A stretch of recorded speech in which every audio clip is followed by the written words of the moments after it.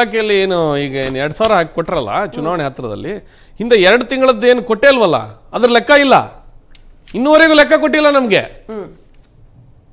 ಎಲ್ಲಿ ಲೆಕ್ಕ ಇದೆ?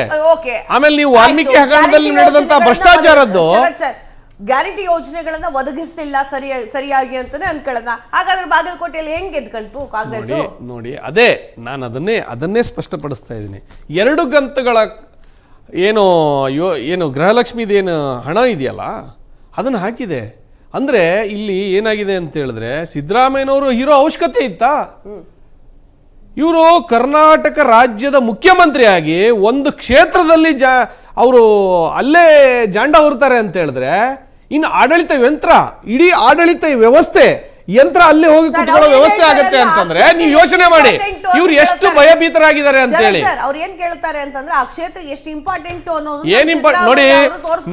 ನಮ್ಮ ಸರ್ಕಾರದ ಅವಧಿ ಅಲ್ಲಿ ಯೋಜನೆಗಳು ಅಲ್ಲಿಯ ಜನರೇ ಹೇಳ್ತಾರೆ. ಲಾಸ್ಟ್ ನೀವು ಏನ್ ಚುನಾವಣೆ ಸಂದರ್ಭದಲ್ಲಿ ನಿಮ್ಮ ದೃಶ್ಯ ಮಾಧ್ಯಮದಲ್ಲೇ ಬಿತ್ತರ ಆಗಿದೆ.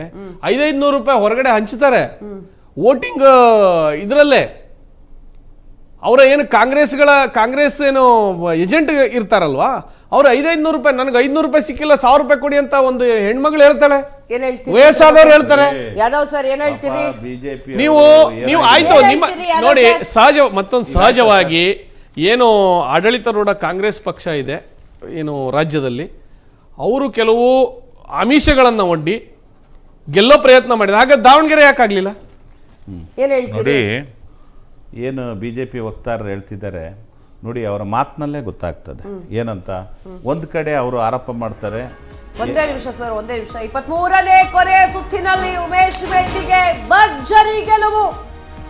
ಉಮೇಶ್ ಮೇಟಿಗೆ ಪಡೆದಂತ ಒಟ್ಟು ಮತಗಳು 97,941.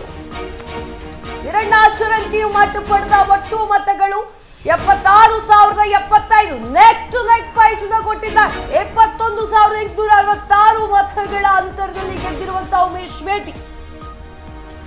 ಬಾಗಲಕೋಟೆಯಲ್ಲಿ ಮತ ಎಣಿಕೆ ಕಾರ್ಯ ಮುಕ್ತಾಯವಾಗಿದೆ. ಡಿಕ್ಲೈನ್.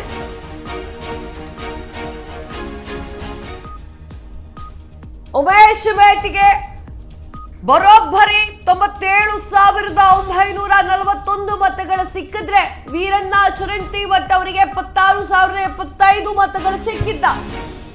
ಎಸ್ ವೀಕ್ಷಕರೇ, 21,866 ಮತಗಳ ಅಂತರ ಇದೆ. ಯಾದವ್ ಸರ್ ಏನ್ ಹೇಳ್ತೀರಿ ಇದ್ರ ಬಗ್ಗೆ? ನೋಡಿ, ಈಗ ನಾವು ಈಗ ಹಲವಾರು ಬಾರಿ ಹೇಳಿದ್ವಿ ನೋಡಿ, ಇವ್ರು ಏನೇ ಮಾಡಿದ್ರು BJPಯವರು ಈ ರೀತಿಯ ಒಂದು ಆರೋಪಗಳನ್ನು ಮಾಡ್ತಾರೆ. ಈಗೇನು ಅವರು ಮಾತಿನಲ್ಲೇ ಹೇಳ್ತಾರೆ ಏನಂತ, ಒಂದು ಕಡೆ ಹೇಳ್ತಾರೆ ಹಣನೇ ರಿಲೀಸ್ ಆಗಿಲ್ಲ ಅಂತ, ಇನ್ನೊಂದು ಕಡೆ ಹೇಳ್ತಾರೆ ಹಣ ಕೊಟ್ಬಿಟ್ರು, ಹತ್ರ ಇದ್ದಾಗ 2 ತಿಂಗಳದ್ದು ಎಲ್ಲ ಹಣ ಕೊಟ್ಬಿಟ್ರು ಅಂತ. ಏನ್ ಮಾಡೋದು? ಇವ್ರು ಯಾವುದು ದ್ವಂದ್ವತೆ ಯಾಕೆ